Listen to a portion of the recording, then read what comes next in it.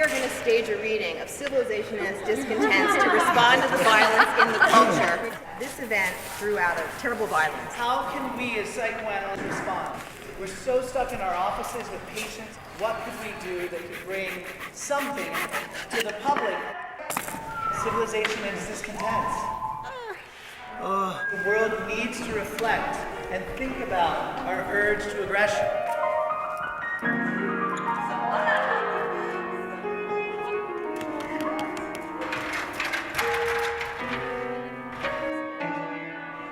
To be very clear that what we're doing here, although it certainly is beautiful and theatrical, is also we're making a cultural intervention. So one clarification.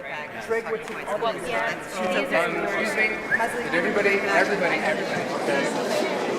Walking and standing on the ladder.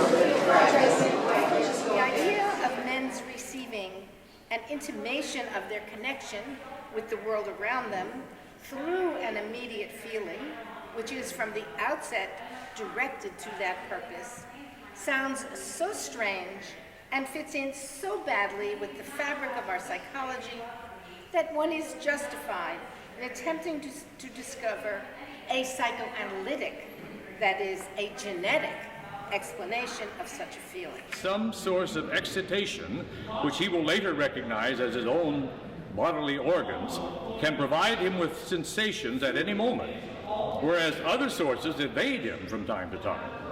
Among them, what he desires most of all, his mother's breast.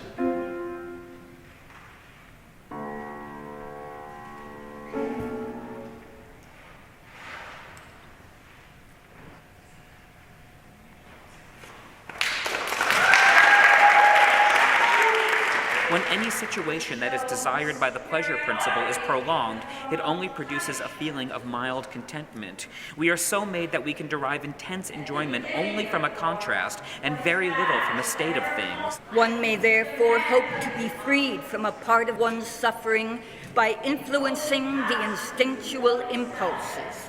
The extreme form of this is brought about by killing off the instincts, as is prescribed by the worldly wisdom of the East and practiced by yoga. It arose when people came to know about the mechanisms of the neuroses, which threatened to undermine the modicum of happiness enjoyed by civilized men. Long ago, he formed an ideal conception of omnipotence and omniscience, which he embodied in his gods. To these gods, he attributed everything that seemed unattainable to his wishes, or that was forbidden to him.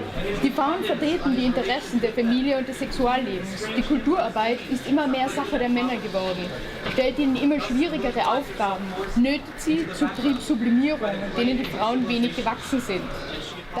Present-day civilization makes it plain that it does not like sexuality as a source of pleasure in its own right, and is only prepared to tolerate it because there is, so far, no substitute for it as a means of propagating the human race. As regards a sexually mature individual, the choice of an object is restricted to the opposite sex, and most extragenital satisfactions are forbidden as perversions. The requirement disregards the dissimilarities, whether innate or acquired, in the sexual constitution of human beings. It cuts off a fair number of them from sexual enjoyment. In der Vita Sexualis in verschiedene Jahrgängen der Anthropotie von Friedrich S. Krauss. One is irresistibly reminded of an incident in the French chamber when capital punishment was being debated. A member had been passionately supporting its abolition, and his speech was being received with tumultuous applause, when a voice from the hall called out, "I have no idea how to speak French."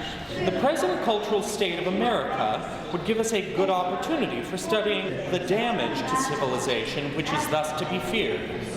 But I shall avoid the temptation of entering upon a critique of American civilization.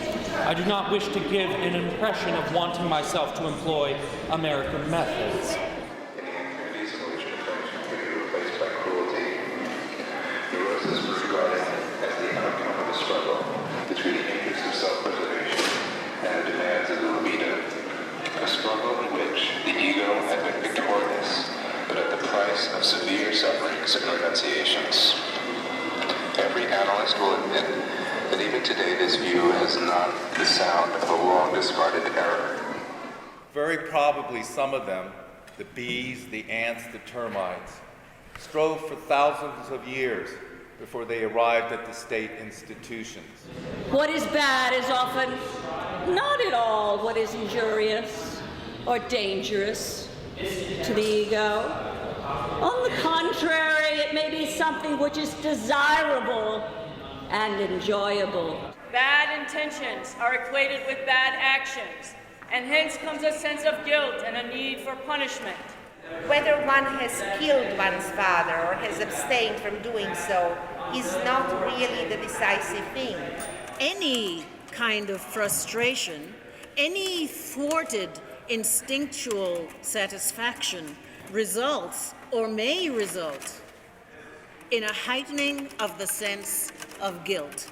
Many practices will admit of a simpler and clearer exposition if the findings of psychoanalysis with regard to the derivation of the sense of guilt are restricted to the aggressive instincts. The cultural development of the group and the cultural development of the individual are, as it were, always interlocked. For that reason, some of the manifestations and properties of the superego can be more easily detected in its behavior in the cultural community than in the separate individual. The primal father did not attain divinity until long after he had met his death by violence. The most arresting example of this fateful conjunction is to be seen in the figure of Jesus Christ. And now it is to be expected that the other of the two heavenly powers, eternal Eros, will make an effort to assert himself in the struggle with his equally immortal adversary. But who can foresee with what success and what result? Psychoanalysis so rarely steps out of its ghetto. That getting psychoanalysis out of the ghetto, back into the public sphere where people are thinking about these ideas about the unconscious and about the impulse to destroy, to fuck, to kill, and create is really what we need in order to create the culture we need to help us to survive our very selves.